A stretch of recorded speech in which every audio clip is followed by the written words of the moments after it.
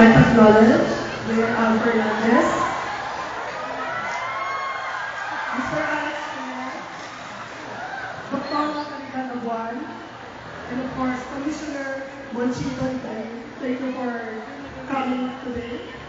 And of course, students, let's all clap for ourselves. Palakpakan natin ang ating mga Chinese students.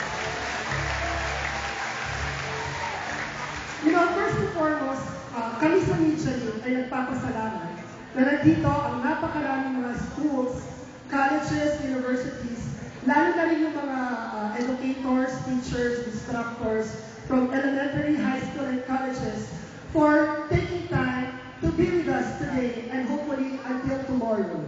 Okay?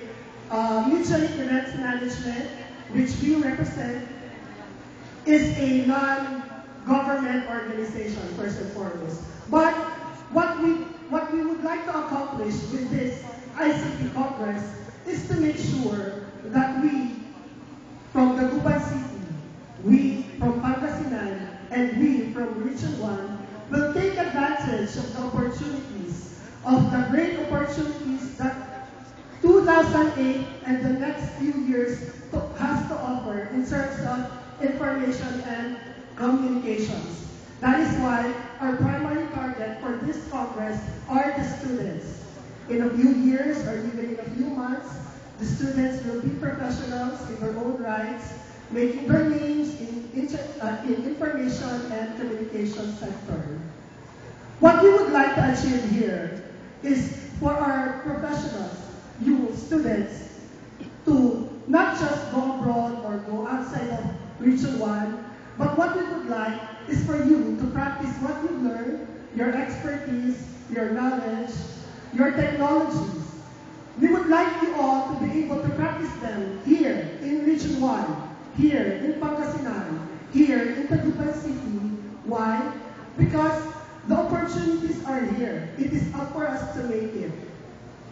So, what I'd like you all to do today and tomorrow is to pay attention, open your eyes, open your minds. We have fabulous national and regional speakers that will be speaking today and tomorrow with topics that are very varied and very relevant to today's information and communications technology sector. So what I'd like everyone to do is to pay attention and take all the lectures to heart, because all of this you will be you'll be able to use as your tools to help make Region 1, to help make Pangasinan, and to help make the Guban City dominant force in the information and communications technology sector here in the Philippines. Huwag nating payagang mahuli sa Metro Manila, or sa Cebu, or sa Davao, o sa kung ano pang mga super cities or super regions sa Pilipinas, dahil tayo sa Region 1 matatalino. Tayo sa Region 1, edukado.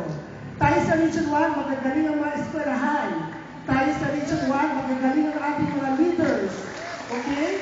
So hindi natin kailangan lumayo para mag-practice ng ating kaalaman, dahil nandito sa Region 1 ang pagkakataon, nandito sa Region 1 ang growth opportunities.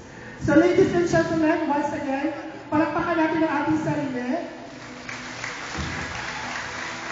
Louder please.